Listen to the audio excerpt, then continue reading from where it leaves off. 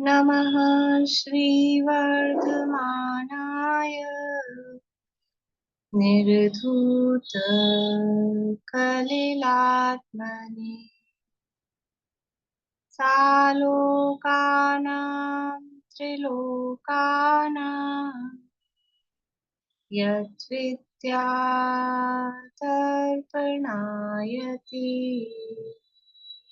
यद्विद्यातर्पणायति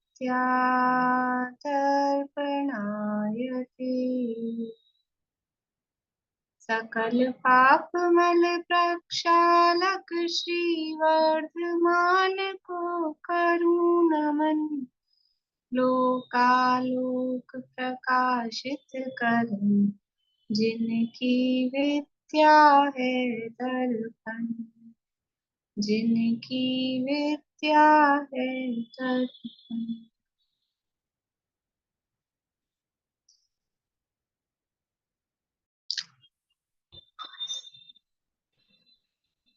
रत्नगण शावकाचार्य नामक ये ग्रंथ है, आचार्य सुमंत स्वामी द्वारा रचित।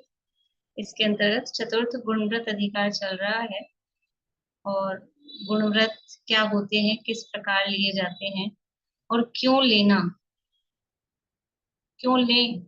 पहली बात तो ये है ना कि व्रत अगर आखिर लें क्यों, व्रतों को धारण करने का प्रयोजन क्या है। तो वहां भी बताया था अणुव्रत धारण करते समय कि अणुव्रत क्यों धारण किए हैं, और अब अणुव्रत धारण कर लिए तो बहुत हो गया ना, फिर गुणव्रत और धारण क्यों किए जा रहे हैं, क्या कारण है, व्रत क्यों धारण किए जाते हैं, बताइए। व्रत क्यों अपन लोग लेते हैं कि नहीं लेते, आप लोग लेते हो कि नहीं कुछ व्रत। ऐसे व्रत ना सही, लेकिन छोटे मोटे जो भी नियम जिसे अपन कहते हैं, क्यों लेना, क्यों लेते हैं, जो भी कारण आपको समझ में आता है, जिस भी लिए अपन लेते हैं, तो क्यों लेते हैं। बोलिए सरिता जी, लिए हैं कोई व्रत, कोई नियम, कुछ तो नियम होंगे,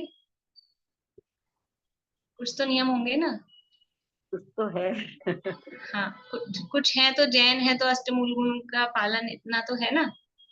मैं और नहीं बोलती हूँ, किसी का जो भी जैसा नियम हो, इतना तो है ना, मध्यमास मधु का त्याग, और ये तो है, तो क्यों लिए। जीवों की हिंसा नहीं हो, हम्म कष्टाय मंद हो, मोह राग द्वेष कम हो, हम्म। चारित्र का पालन कर सके थोड़ा बहुत, जितना मतलब हो सके। हाँ, ठीक है। और बोलिए कविता जी। एक तो हिंसा नहीं हो हमें हमारी, दूसरा हमारा मोह राग द्वेष वगैरह कम हो, परिग्रह कम हो, और हमारी लिमिटेशंस कम हो, जिससे हमें आस्था रहती है जिस चीज में, हर चीज में हम तरफ भागते रहते हैं, दौड़ते रहते हैं, वो चीजें कम हो जाए, एक लिमिटेशन बन जाए। बड़ी बिल्कुल प्रैक्टिकल बताइए आप लोग को, मतलब ऐसा रटे रटाए वाला नहीं कि हाँ राग द्वेष कम हो, तो राग द्वेष कम हो रहे हैं कि नहीं हो रहे हैं, वो जरूर देखना है। बाकी ये अच्छी बात है कि हम जीवों की हिंसा से बचना चाहते हैं, या हमारी एक जो इच्छाएं इतनी फैल रही थी, तो वो इच्छाएं हमारी लिमिट में आए, ठीक बात है। बोलिए दीपिका जी। पांचों पापों से निवृत्ति के लिए व्रत लिए जाते हैं। मेन तो यही है, पांचों पापों की निवृत्ति हो इसीलिए व्रत लिए जाते हैं। और वैसे आप आत्म को हित है सुख, सो सुख आकुलता भी कहिए, सो आकुलता कम होती है। ठीक है, आकुलता कम होती है। मुझे तो ऐसा लगता है कभी कभी कि व्रत ले लेने पर आकुलता ज्यादा होती है कुछ लोगों को। आकुलता कम होती है कि ज्यादा होती है। हंस रहे हैं ना सब लोग। कभी कभी ऐसा लगता है ये व्रत ले लिया, इसके चक्कर में आकुलता बहुत हो रही है। ऐसे देखो, रात्रि भोजन करते हैं तो आराम से कभी भी पहुंचो शादी में, 8 बजे पहुंचो, 9 बजे पहुंचो, कोई आकुलता नहीं। और रात्रि भोजन नहीं करते तो कितनी आकुलता होती है, 5 बजे भागना है, निकलना है। ऐसा खाना खा तर्क के देते हैं लोग, आकुलता। ऐसा तर्क सुना होगा आप लोगों ने भी। इसलिए वो आकुलता कम कहाँ हो रही है, आकुलता तो बढ़ती है। क्या जवाब है। आकुलता मेरा एक्सपीरियंस तो यही कहता है कि आकुलता कम होती ठीक है, अच्छी है। बात है, बहुत सबका बढ़िया, अलग अलग। बहुत बढ़िया। और कौन, रेणु जी तो बोलेंगे, बोलिए। मैं तो कुछ पता नहीं है। मैं तो खाली एक लाइन बोल रही हूँ, प्राणी संयम और इंद्रिय संयम का मतलब पालन करने के लिए मतलब पुरुषार्थ हो जाता है इस कारण से, व्रत लेने से। ये एक ठीक बहुत बड़ा संयम का संयम पालन मतलब वही होता है। नियमों की हिंसा अहिंसा का पालन हो और अपनी इंद्रियों पे कंट्रोल हो, हमारी इच्छाओं का निरोध हो। ठीक है। मैं हाँ, 1 मिनट रुकिए, बोलिए सुमन जी। अपने जैनी होने का संतोष होता है, कुछ व्रत नियम अगर पालन कर रहे हैं और संयमित तो हो रहे हैं धीरे धीरे। कि हम जैन हैं तो कम से कम इसलिए इसलिए लिए पर- हैं। बिल्कुल ऐसा होता है, हमने ये नियम इसलिए लिए हैं कि हम जैन हैं। बिल्कुल यही समझ के लिया था कि अभी तक कुछ नहीं किया, हम जैन हैं, मतलब करना चाहिए, तो वही सोचते हैं। व्रत थोड़ी करने सी- से व्रत हाँ, जो करने से पॉइंट्स आ इच्छाओं गए ना, का अगर आप लोग कुछ और बताना चाहते हैं तो बताइए, जो आ गए फिर रिपीट होने में क्योंकि अपना मतलब टाइम ही वो होता है। हाँ बोलिए। इच्छाओं का कंट्रोल होता है। अपनी व्रत करने से इच्छाओं का कंट्रोल हो जाता है। ठीक है, और कुछ बोलिए रेणु जी। नहीं, मैं बोली मैम सरिता तो बहुत व्रत करती है, बहुत तरह के व्रत करती है वो। ये सरिता जी ने एक बात बोली थी थोड़ी, उसमें मतलब वो पॉइंट आया था, क्लियर तो नहीं था, कि कुछ पुण्य हो जाए। एक ये मन में भाव ये भी तो रहता है ना कि कुछ अपने को थोड़ा पुण्य ही हो जाए व्रत कर लेंगे तो, इसलिए भी व्रत लेते हैं कि थोड़ा भाई बहुत पाप करते हैं तो थोड़ा बहुत नियम ले लिया तो थोड़ा तो पुण्य हो जाए। ये रहती है मतलब अंदर प्रैक्टिकल जो हमारी भावना रहती है व्रत लेने की। बोलिए रेखा अभी। अंत समय में हम समाधि पूर्वक मरण कर सके, इसलिए इस मार्ग पर चलना चाहते हैं, इसलिए व्रत नियम लेते हैं। बढ़िया, बोलिए शकुंतला जी। कुछ तो कर्म कटे और कुछ उस दिन हम करते हैं। कुछ ठीक तो कर्म कटे और कम से कम उस दिन तो कम बंधे, दिन दिन बांध देते हैं, उस दिन तो कम से कम कर्म बंधे। और कभी भूख प्यास की कहीं भी कहीं जाए आए तो उपवास करने आकुलता थोड़ी कम हो जाए, वे उपवास भी तो करते हैं, चलो ये निकल जाएगा ये दिन। बहुत बढ़िया, ये प्रैक्टिकल है कि एक तो ये भावना कुछ कर्म कटे, मतलब वो कर्म तपसा निर्जरा चाहिए सुन रखा है ना, तो ये हमने सुन रखा है व्रत आदि लेने से कर्म कटते हैं, क्योंकि व्रत तप ये तप के अंतर्गत आते हैं, बहिरंग तप है। लेकिन वो कर्म कौन से करते हैं कि कुछ पाप कर्म की निर्जरा होती है, पुण्य तो उससे बनता है, पर वो कर्म भी कब करते हैं कि वो व्रत निराकुल भाव से उसका पालन किया जाए, बहुमान पूर्वक उसका पालन किया जाए, तब होता है। लेकिन फिर भी, और दूसरी बात कि अभ्यास के लिए, कि हमारा अभ्यास रहे तो कभी ऐसी परिस्थिति बन जाए तो हमको आकुलता नहीं हो। कुछ व्रत इसलिए भी मतलब जो ये शिक्षा व्रत है ना, मुनि बनने की शिक्षा देते हैं अभ्यास के लिए। तो अच्छे पॉइंट्स बताया आप लोगों ने। बोलिए रेखा जी। व्रत तपस्या करने से कर्मों की निजरा तो होती है, और उसके साथ साथ हमको दृढ़ता, मन में दृढ़ता भी आती है, और आराम साराम भी कम हो जाता है। जिस दिन हमारे व्रत होता है ना, घर के आराम साराम बहुत कम हो जाते हैं, सिर्फ हमारा मन उसी में ही रहता है, बाहर के काम में जाना, बाहर के कामों में भी इच्छा नहीं होती उस समय। तो बढ़िया, इससे मतलब कभी हमको दोषों से बच जाते हैं, कितने दोषों बहुत से बढ़िया। बच जाते तो मतलब अपन देखें अब सब पॉइंट्स में से मेन क्या बात निकल के आई कि व्रत क्यों लेते हैं, कि सबसे पहली बात तो अपनी इच्छाओं पर कंट्रोल हो। वो अलग अलग शब्दों में आप लोगों ने कहा, किसी ने कहा हमारी लिमिटेशंस बन जाएं, इधर उधर भागते दौड़ते हैं, ये वो, हमारी इच्छाएं सीमित हों, और तो ये इंद्रिय संयम आ गया।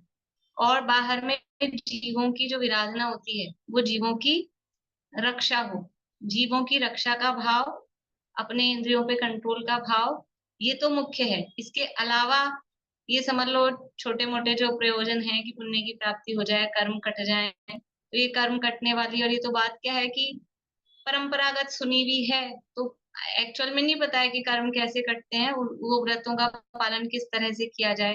तपसा निर्जरा च कहा है, तो वो कौन से तप से कर्मों की निर्जरा होती है? असली निर्जरा होती है ध्यान तप से। ध्यान भी तप है ना, सर्वोत्कृष्ट तप है, तो असली निर्जरा तो उससे होती है। बाकी अनशन भी तप हैं, उनसे भी होती है, लेकिन वो बहुत समझ लो परसेंटेज उसकी कम है, निर्जरा होने की परसेंटेज कम है। तो व्रत क्यों लिए जा रहे हैं? अपने परिणामों की संभाल के लिए, हमारे परिणाम संभले रहें।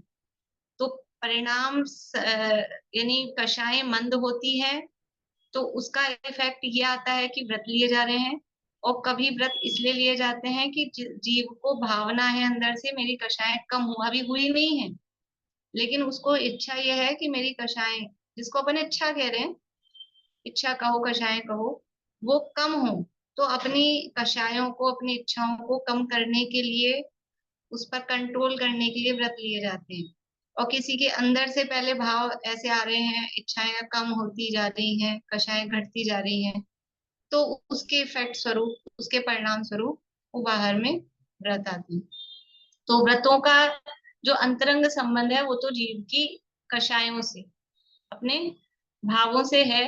और बाहर में फिर जीवों की रक्षा का भाव भी जो आ रहा है ना, ये कषाय की मंदता को बता रहा है कि नहीं बता रहा है? तीव्र कषाय व्यक्ति को जीवों की रक्षा का भाव आएगा क्या? वो तो कहेगा मक्खी मच्छर हो रहे हैं, लो एक ही और ऐसे मार दो, चींटियां हो रही हैं, ये डाल दो, ये मार दो, ये कर दो। तो वो जिसकी कक्षाएं थोड़ी मंद होगी उसी को जीवों की रक्षा का भाव आएगा।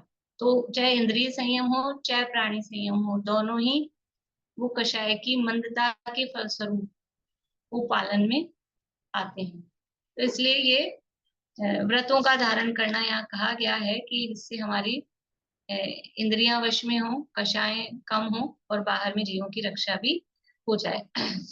तो यहाँ कल कहा था कि उसकी कषाय मंद हो गई है, प्रत्याख्यान जो पंचम गुणस्थान वर्ती है, कषाय मंद हो गई है, इसलिए उसने ये दिग्व्रत लिया है, लेकिन एकदम मंद हुई है पर खत्म नहीं हुई है प्रत्याख्यान का उदय।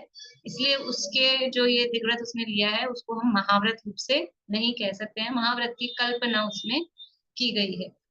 फिर महाव्रत कैसे होते हैं? तो ये हिंसादि पापों का मन वचन काय और प्रतिकारित अनुमोदना द्वारा त्याग करना जिन महापुरुषों के होता है वो महाव्रत कहलाते हैं। काम दिया था मैंने आपको, कौन कौन करके लाए हैं?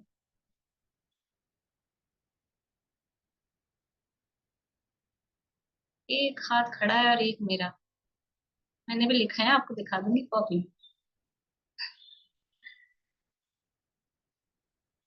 गलत बात है, तो फिर आज नहीं करेंगे। बड़े बड़े दिग्गज ही नहीं करके आए हैं, नीलम भाभी करके आए हैं, मैं बता रही हूँ सबके सामने, एक ही हाथ खड़ा है नीलम भाभी का बस। और नीलम भाभी आप करके आए हो, कल सबसे पहले आपसे पूछेंगे, लेकिन अभी आपसे पूछ लेंगे तो इनको पका पकाया मिल जाएगा, है ना? कल करके लाना है सबको, 5 मिनट में हो जाएगा, कुछ कठिन काम नहीं है। काम क्या मिला था ये पता है कि नहीं? काम ही नहीं पता, करेंगे क्या? लिखिए, कॉपी में लिखिए, मोबाइल में अलार्म लगा के रखिए, ये काम करना है, ऐसे याद नहीं रहने वाली है।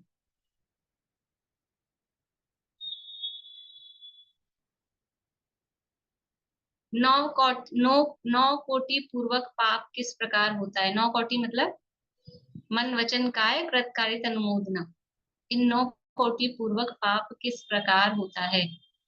मन कृत कैसे, मन कारित कैसे, मन अनुमोदना कैसे, फिर वचन कृत कैसे, वचन कारित कैसे, वचन अनुमोदना कैसे, काय कृत कैसे, काय कारित कैसे और काय अनुमोदना कैसे, ये 9, बस 9 वाक्य लिखने हैं।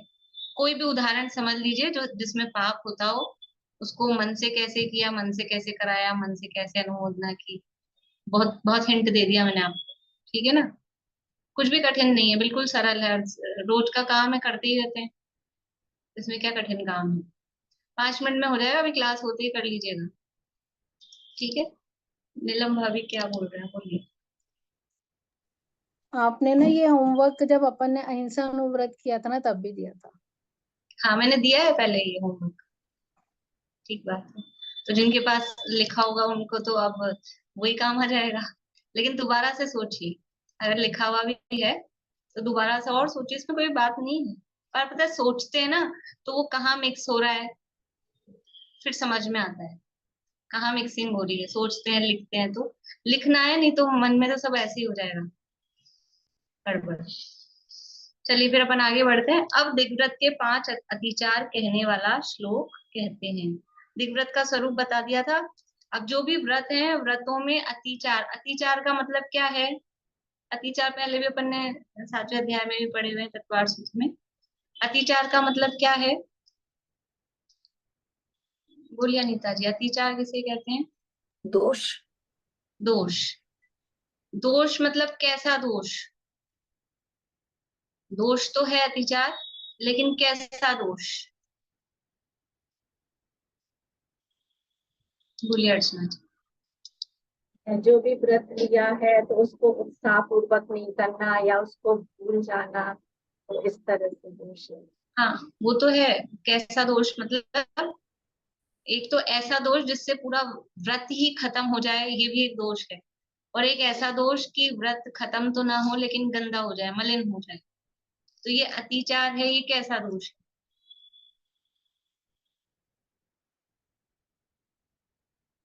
बोलिए निशा जी।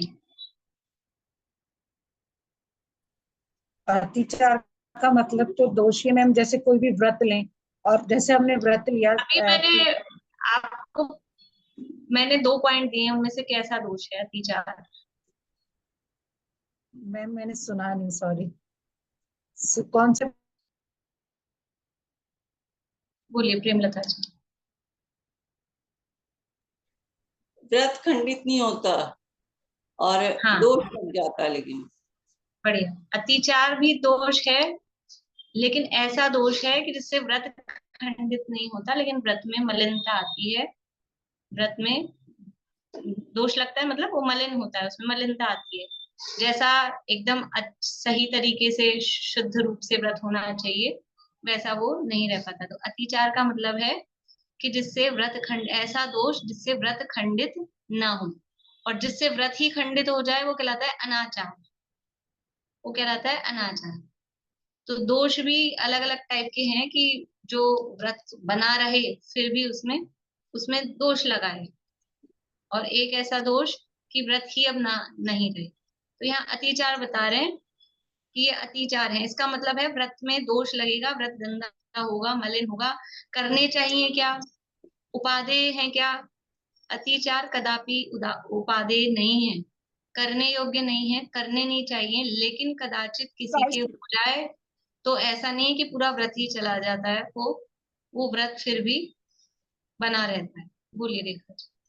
हम ये अतिचार का मतलब होता है कि हम अतिचार में जो हमने दोष किए उसका प्रायश्चित करते हैं। अतिचार से प्रायश्चित करते हैं, वो दोष हल्के हो जाते हैं, तो हम प्रायश्चित लेते हैं इस अतिचार करने से। तो प्रायश्चित अपने दोषों अतिचार का का प्रायश्चित लेते हैं। प्रायश्चित हाँ। लिया जाता है, तो प्रायश्चित करने से दोष कोई ठीक हो जाएगा ऐसा तो नहीं है, लेकिन वो जो एक्चुअल में दोष लगता कहाँ है, वो अपने मन में ही मन मलिन होता है ना कि दोष हो गया, तो प्रायश्चित लेके वो मन की मलिनता दूर की जाती है। दोष तो लग ही गया है, वो वास्तव में तो किसी भी, जैसे कपड़े पे भोजन करते करते मान लीजिए सब्जी गिर गई, अचार गिर गया, तो अब वो तेल और हल्दी का निशान वो तो हो ही गया, दोष तो लग ही गया है। लेकिन अब जल्दी से तुरंत उठ के पानी लगाएंगे, थोड़ा साबुन लगाएंगे, कुछ रगड़ेंगे, तो उससे क्या होगा? ये प्रायश्चित कर रहे हैं कि वो कुछ, वो जो दाग लगा है ना कुछ हल्का हो जाएगा। लेकिन एकदम से बिल्कुल पहली बार में पूरा गायब हो जाए हल्दी वाला तेल वाला, वो नहीं होगा। तो वो मलिनता रहती है। ऐसा ही प्रायश्चित भी, वो केवल बस अब अपना मन ठीक हो जाता है। मान लो कुछ गिर गया कपड़े पे, अब तुरंत उठ के अपन ने थोड़ा धो धा लिया, तो थोड़ी वो हो जाती है अपने को शांति की, हाँ भाई ठीक है। इतना ही है, बाकी वो उस पे जो दाग जितना बचा है वो बचा ही रहेगा उस समय। तो उदाहरण एक पेश समझ। तो ये अतिचार है। इसलिए अतिचार मतलब अपन लोग क्या करते हैं कि ये तो चलता है तो अतिचार है, ये तो अतिचार है तो चलता है, नहीं चलाना नहीं है, नहीं होना चाहिए। निरतिचार पालन होना चाहिए, ऐसी भावना होनी चाहिए। पर कभी कदाचित बार बार में लगे वही दोष बार बार में करे तो वो अतिचार नहीं है, वो अनाचार हो जाएगा। कभी कभार जीवन में हो जाए तो उसको अतिचार कहा जाता है। देखिए श्लोक पढ़ते हैं और फिर सरल है बातें। 7वें अध्याय में भी पढ़ी हुई है अपनी, पेज नंबर 125 है रत्नकरण शावकाचार में, श्लोक नंबर 73, 73 नंबर का श्लोक है।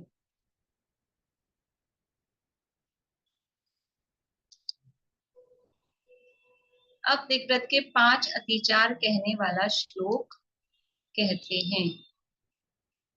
बोलिएगा समझ लीजिए। ऊर्ध्वाधस्तात्तिर्यक् ऊर्ध्वाधस्तातिर्य व्यतिपातः क्षेत्रवृद्धिरवधीनाम् व्यतिपातः क्षेत्रवृद्धिरवधीनाम् विस्मरणं दिग्विरते विस्मरणं दिग्विरते प्रत्याशाः पञ्चमन्यन्ते प्रत्याशाः पञ्चमन्यन्ते ऊर्ध्वाधस्तात्तिर्यग् क्षेत्रवृद्धिरवधीनाम् विस्मरणं दिग्विरतेरत्याशाः पञ्चमन्यन्ते ऊर्ध्वाधस्तातिर्य व्यतिपाताः क्षेत्रवृद्धिरवधीनाम् विस्मरणं दिग्वर्ते प्रत्याशाः पञ्चमन्यन्ते। देखिए क्या कह रहे हैं, ऊर्ध्व अधस्थ और तिर्यक व्यतिपातः, पांच अतिचार बताए गए हैं। सभी व्रतों के 5-5 अतिचार, 5-5 की संख्या समझ लीजिए। थोड़ा आचार्य ने सोचा कि 5-5 बताने हैं, इसके अलावा भी इसी तरह के और हो सकते हैं, लेकिन सभी अतिचारों व्रतों के 5-5 अतिचार ऐसे बताए गए हैं। तो ऊर्ध्व अधस्थ और तिर्यक व्यतिपाता, ऊर्ध्व व्यतिपात, अधस्थ व्यतिपात और तिर्यक व्यतिपात।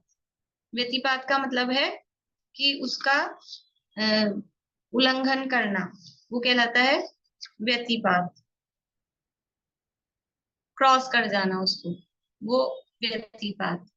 फिर है क्षेत्र वृद्धि चौथा, और 5वां है क्षेत्र वृद्धि, विसर्ग आएगा वृद्धि के बाद, और फिर अवधि नाम, र में से अ निकलेगा, अवधि नाम विस्मरणम, जो मर्यादा ली गई है, अवधि नाम यानी मर्यादा, उसका विस्मरणम यानी उसको भूल जाना। दिग्विरते है, दिग्व्रत के अत्याशा, ये दिग्विरते है विसर्ग आएगा और र में से अ निकलेगा। दिग्विरते अत्याशा, अत्याशा यानी अतिचार, पंच यानी 5, मन्यन्ते यानी माने गए हैं। ये दिग्व्रत के 5 अतिचार माने गए हैं। कौन कौन से 5 अतिचार? ऊर्ध्व व्यतिपात, अधस्थ व्यतिपात, तिर्यक व्यतिपात, क्षेत्र वृद्धि और अवधि नाम विस्मरणम, ये 5 अतिचार दिग्व्रत के माने गए हैं। ऊर्ध्व व्यतिक्रम मतलब जो ऊपर गमन करने की जो मर्यादा ली थी उसको उल्लंघन कर जाना। दिशाओं की मर्यादा ली थी 10 दिशाओं की, तो ऊपर कितना गमन करना है उसकी जो मर्यादा ली थी उसको उल्लंघन कर जाना, वो ऊर्ध्व व्यतिपात है। अधस्थ व्यतिपात कि नीचे जाने की जितनी मर्यादा ली थी उसका उल्लंघन कर लेना। और तिर्यक व्यतिपात मतलब अब बाकी की जो 8 दिशाएं बची हैं वो है तिर्यक। ऊर्ध्व दिशा अलग थी, अधो दिशा अलग थी, और 8 दिशाएं थी, 4 दिशा 4 दिशा, वो सब है ऐसे तिर्यक स्थिति में। तो तिर्यक व्यतिपात मतलब बाकी की 8 दिशाओं में गमनागमन की जो मर्यादा की थी उसका उल्लंघन कर दिया। ये 3 अतिचार हुए। फिर है क्षेत्र वृद्धि कि जितनी मर्यादा ली थी, मान लो कि ऐसी मर्यादा ली थी कि मैं 100 किलोमीटर जाऊंगा, जीवन भर में 100 किलोमीटर की तरफ जाऊंगा, और फिर 100 की जगह कि अब आजकल तो बढ़ गया, जयपुर इतना फैल गया, 100 किलोमीटर में तो यही हो गया, तो 100 के 1000 कर ले खुद ही अपने मन से कि मैंने अपनी मर्यादा बढ़ा ली। तो ये क्षेत्र वृद्धि अतिचार है। और अवधि नाम विस्मरणम कि क्या पता कितनी मर्यादा ली थी। बहुत बार ऐसे होता है ना, अपन नियम ले लेते हैं। क्या नियम ले लेते हैं? कुछ टेम्परेरी नियम ले लेते हैं कि कुछ भी खाने पीने की चीज ये अभी नहीं खानी है या रात्रि भोजन आदि है, तो 6 महीने का ले लिया कि 1 साल का ले लिया, ऐसा करके ले लिया, और फिर भूल ही जाते हैं कब से स्टार्ट किया था। तो वो भूल गए कि नियम कब तक का था। नियम ले लिया कि हम ये काम नहीं करेंगे, जाएंगे आएंगे नहीं, मूवी नहीं देखेंगे। अब नियम तो ले लिया, लेकिन कब तक का लिया था कोई पूछे? पता ही नहीं कब तक का लिया था। खुद को ही नहीं ध्यान है कि मैंने 1 साल का लिया है कि 6 महीने का लिया है कि जीवन भर का लिया है, मालूम ही नहीं है। तो ऐसा ये भूल जाना। कुछ सब्जियों का त्याग किया तो सब फल सब्जियां आदि हरी वनस्पति का, तो उसमें भूल गए कि क्या पता इसको रखा था कि नहीं रखा था कि क्या किया, ऐसा भूल जाना। तो ये तो उदाहरण में दी, यहाँ तो दिग्व्रत से संबंधित है कि कितनी मर्यादा ली थी, खुद ही भूल गए। इसीलिए उन्होंने जो दिया ना प्रसिद्ध नदी तालाब समुद्र, इनके आधार पे, क्योंकि ऐसी कोई जगह इस तरह से अपन ने नियम, मान लो किलोमीटर में ऐसा नियम ले लिया 550 किलोमीटर से आगे नहीं जाऊंगा, तो वो ऐसी चीज मतलब याद रहने जैसा हो ना, संख्या राउंड फिगर में कुछ ऐसा, राउंड फिगर में कुछ हो तो वो याद रहने में इजी रहे, और फिर लिख के भी रखना ही चाहिए उसको। अभी अपन होमवर्क ही भूल जाते हैं, क्या होमवर्क दिया था तो एक दिन में ही भूल जाते हैं तो फिर क्या नियम लिया था वो भी भूल भाल जाते हैं। ऐसे। देखिए सरल है बातें, बहुत ज्यादा चर्चा मेरे ख्याल से आवश्यकता नहीं है, सबको समझ में आती है। पढ़ लेते हैं अपन अर्थ नीचे से। दिशाओं की मर्यादा की थी, उसका अज्ञान से या प्रमाद से। कारण क्या है, ये जो उल्लंघन अतिचार लगने का कारण क्या है? अज्ञानता, कि ध्यान ही नहीं है, और दूसरा प्रमाद। दोष लगने के ये कारण होता है, प्रमाद से दोष लगते हैं कि हमको प्रमाद क्यों है। प्रमाद का मतलब है हमको उस व्रत के प्रति उत्साह नहीं है, बहुमान का भाव नहीं है। यदि व्रत के प्रति उत्साह होता, व्रत के प्रति बहुमान का भाव होता, तो फिर ऐसा प्रमाद नहीं होता। फिर ऐसे नहीं होता कि भूल गए भाव। जिसके जो अंदर से जिस चीज का इंटरेस्ट होता है ना, उसमें भूलने वाली चीज नहीं होती। भूलते वही है जो थोड़ा कम इंटरेस्ट वाली चीज हो, अदरवाइज भूलते नहीं है, बिल्कुल याद रहता है सब नींदों में भी। तो ये प्रमाद या फिर अज्ञान, अज्ञान का मतलब है कि हमको पता ही नहीं था वो ऊपर कितने ऊपर जाएगा, प्लेन बैठ तो गए, लोगों ने कहा प्लेन में चलो प्लेन में चलो, हमने दिमाग ही नहीं लगाया कि हमने तो मर्यादा ले रखी है, और उड़ गए प्लेन में। अब क्या करें, ऊपर जाके पता लगा ये तो इतनी हाइट पे आ गया और मेरे को तो इतनी हाइट पे आने नहीं था, तो फिर क्या कूदेगा प्लेन में से, क्या करेगा। तो वो अज्ञानता की वजह से है ना। और एक है वही अपना प्रमाद, कि प्लेन में बैठने से पहले तुमने क्यों नहीं पूरी पूछताछ करी कि कितने ऊपर जाएगा नहीं जाएगा, कि इसमें लगते प्रमाद छोड़ते, या फिर नियम लेने से पहले प्रमाद नहीं रखते। पहले पूरी, कल कहा था कल परसों, कि पहले पूरा पता कर लो कि अंडरग्राउंड कितने नीचे चलती हैं, ऊपर प्लेन जाते हैं तो कितनी हाइट पे जाते हैं, मैक्सिमम कितना जा सकते हैं, और फिर उसमें और 5 गुना 10 गुना बढ़ा के मर्यादा रख लो कि टेक्नोलॉजी बढ़ती जा रही है, फिर कुछ और डेवलपमेंट हो जाए। अपने अपने परिणामों, क्योंकि हमारी अभी ऊपर नीचे आवागमन की पूरी तो छुट्टी नहीं है, इच्छाएं तो जाएंगे, तो फिर उसकी मर्यादा का भी ध्यान रखें। तो ये जो दोष लग रहे हैं उसके कारण, दोष लगने का कारण क्या है, अज्ञान और प्रमाद। तो दिशाओं की जो मर्यादा की थी उसका अज्ञान से या प्रमाद से उल्लंघन कर देना वह अतिचार है। जैसे ऊंचाई की मर्यादा का पर्वत पर चढ़कर भंग कर देना वह ऊर्ध्वा व्यतिपात अतिचार है। कुआं बावड़ी तालाब आदि में नीचे उतरने की ली हुई मर्यादा भंग कर देना वह अधस्ता अतिक्रम, अधस्त अतिक्रम अतिचार है। अब वो थोड़ा, ये तो उस जमाने में लिखी ना, तब कुएं बावड़ी तालाब में उतरते थे, मेट्रो वेट्रो तो चलती नहीं थी तब, ऐसे ऊपर पर्वत पर जाएंगे, कोई एरोप्लेन चलते नहीं थे, इसलिए उन्होंने उतना लिखा है। पर अब आज के जमाने में जिस हिसाब से है वैसा समझना चाहिए। देशों गुफाओं आदि में प्रवेश कर मर्यादा को भंग कर देना वह तिर्यक व्यतिक्रम नाम का अतिचार है। मर्यादा का क्षेत्र किसी विशेष प्रयोजन हेतु बढ़ा लेना वह क्षेत्र वृद्धि अतिचार है। जो मर्यादा ली थी उसका विस्मरण हो जाना वह विस्मरण नाम का अतिचार है। ये दिग्व्रत के 5 अतिचार हैं। ये दिग्व्रत के 5 अतिचार हैं। देखो ऐसे लगता है कि कोई भूल भी सकता है कि हमने नियम लिया था, हो जाता है ना, कोई नियम अभी अभी अभी नया नया लिया हो, जैसे मान लीजिए, और हमेशा का नहीं हो, टेम्परेरी नियम हो, तो आज मेरे हरि का त्याग है ऐसा नियम लिया, हमेशा नहीं करते थे आज कर लिया, तो वो आदत में नहीं है, तो रूटीन में आके जैसे आते फल खाते हैं, कुछ खाते हैं, सब्जी खाते हैं, वैसे उठाया और अपने खा लिया। देखिए ऐसा भूलना होता है ना, इस तरह से किसी ने अभी अभी लिया होगी, मान लो रात्रि भोजन का त्याग का, और फिर वो रूटीन की जैसे रात में पानी पीते थे और आए और फिर पानी पी गए, तो ऐसा भूलना उसमें हो जाता है। बोलिए सरिता जी। नेटवर्क गया आपका शायद ना। चलिए एक श्लोक और पढ़ लेते हैं। हेलो, आपका नेटवर्क चला गया था, फिर से बोलिए आप। मैं बोली कि जैसे फॉरेन जाने का है, कहीं भी जाने का त्याग ले ले, फिर वहां से सामान मंगाते हैं और मंगाते हैं वो कल भी कहा था कि त्याग लेते समय ही ये नियम लें कि मैं शारीरिक रूप से जाने का त्याग कर रहा हूँ, सामान मंगाने का, फोन पे बात करने का, वीडियो कॉलिंग करने का, उसका त्याग नहीं है।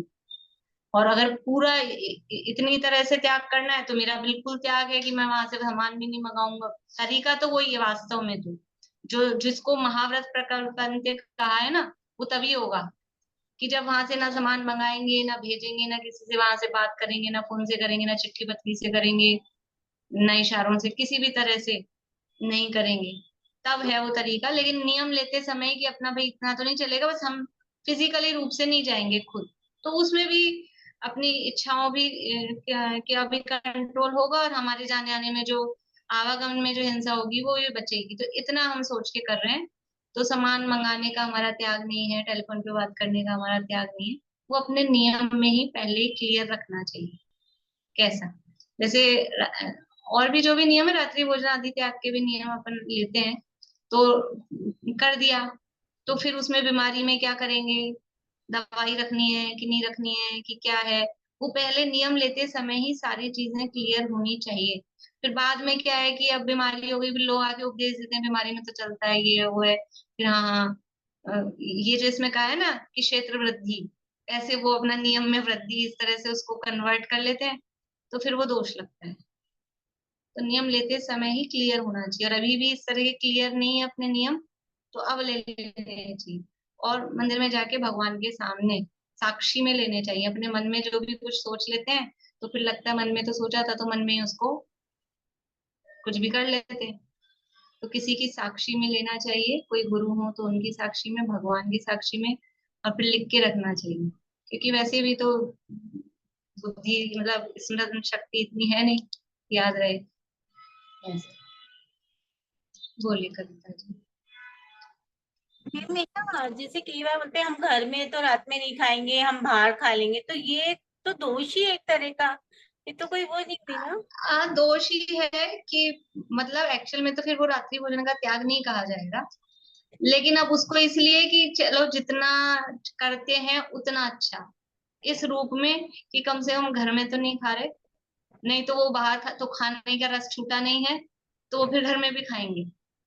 लेकिन उस नियम को भी ऐसा नहीं कि मैं बाहर तो खाता हूँ तो किसी दिन घर में देर हो गई तो फिर घर में भी खा ले, घर में नहीं खाता हूँ तो घर में नियम से नहीं खाना चाहिए। जिस भी तरह का जो नियम ले रहे हैं, बस उसको इसीलिए उसको भी पीठ थपथपाइए कि जितना करता है उतना ठीक, उस हिसाब से। पर वो करके अपने आप को महान समझने की बहुत कर रहा हूं मैं, ऐसा नहीं है, पूरा त्याग तो नहीं है। बोलिए चलो।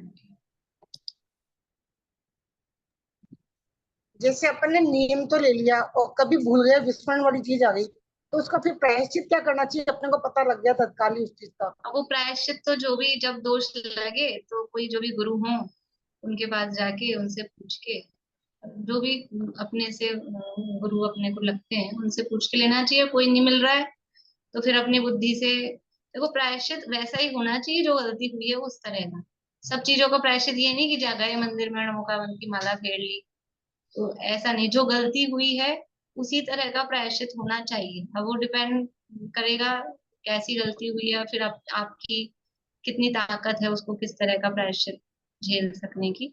तो उस हिसाब से अगर गुरु होते हैं तो वो देख के समझ के दे देंगे, और नहीं तो फिर अपने हिसाब से कि जिससे आपको याद रहे कि आगे से गलती नहीं करनी है, इस तरह का प्रायश्चित लेना चाहिए। चलिए अब समय हो गया है, आगे श्लोक अब कल ही लेंगे। अब आगे अनर्थ दंड की चर्चा आएगी, और किस तरह से हमारे जीवन में व्यर्थ के पाप होते हैं, व्यर्थ का ही पाप का फल हम भोगते हैं, वो चर्चा यहाँ कल से आएगी। बोलिए। हम जो प्रायश्चित होते हैं ना गुरुओं से लेते हैं, हम लोग प्रायश्चित लेते हैं गुरु महाराज से कि भाई हम ये प्रायश्चित लेते, तो वो हमको व्रत बता देते भाई आज इतने उपवास कर लो, इतने एकासने कर लो, इतना आप व्यासना कर लो। तो उससे आपके ये प्रायश्चित कम हो जाएंगे। ऐसे करते हैं, हमारे यहाँ ऐसे करवाते हैं कि प्रायश्चित तो व्रत कर लो भाई, आप उपवास कर लो, इस ठीक तरह है, से। वो जो भी है, बाकी हाँ जो हाँ, आचार्य होते हैं वो प्रायश्चित विधान के वो ज्ञाता बस होते हैं। वो प्रायश्चित जिस को तरह यूज का करते हैं दोष, हम। हाँ जिस तरह का दोष हुआ है उसी तरह का वो प्रायश्चित देते हैं। जैसे हाँ एक अपने शास्त्रों में एक कहानी आती है कि दो मुनिराज थे। एक दोनों को सामयिक के समय में प्रमाद आया, मतलब नींद आने लगी ऐसा। तो दोनों ने जाके आचार्य महाराज को निवेदन किया और प्रायश्चित मांगा। तो एक मुनिराज को तो आचार्य ने दिया कि 3 दिन के उपवास करो, और दूसरे मुनिराज को कहा कि तुम एक भी दिन उपवास नहीं करोगे, रोज भोजन करोगे। गलती एक सी हुई और प्रायश्चित दोनों को अलग अलग, क्योंकि दोनों की शारीरिक परिस्थिति अलग अलग थी। एक थे कमजोर, वृद्ध, और वो उपवास कर रहे थे, तो उनको उपवास के कारण शिथिलता आ रही थी, इसलिए उनको सामयिक में नींद आने लगी। तो उनको कहा तुम एक भी उपवास नहीं करोगे, भोजन करोगे, रोज आहार ग्रहण करोगे। और दूसरे थे, वो युवा थे, वो रोज आहार ग्रहण कर रहे थे, तो समझ लो आहार ग्रहण करने से और थोड़ा अच्छे से किया हो तो उससे उनको प्रमाद आ रहा था, इसलिए उनको कहा कि तुम 3 दिन उपवास करोगे तो तुम्हारी जरा इंद्रियां ये शिथिल पड़े, प्रमाद। ठीक है ना। तो वो ज्ञाता होते हैं। अब जो भी दिए हो प्रायश्चित ठीक है, बाकी जिस तरह की जो गलती हुई है कि खाने पीने से, जाने आने जैसा है, हर चीज का प्रायश्चित खाने पीने का त्याग करना ये नहीं है। अभी गलती हुई है हमारी आवागमन के संबंध में, और उसमें भी हम खाने पीने का त्याग करें, तो वो बाकी जो प्रायश्चित शास्त्र होते हैं वो आचार्य उनके ज्ञाता होते हैं, तो वो देते हैं। फिर भी जिसको जो उचित लगता है, वो इजी लगता है, कुछ भी खाने पीने का, ये छोड़ दिया ये छोड़ दिया, तो एक उपवास कर लिया, वो सरल लगता है, उस हिसाब से वो कर दिया। चलिए अभी समय हो गया, कल करेंगे।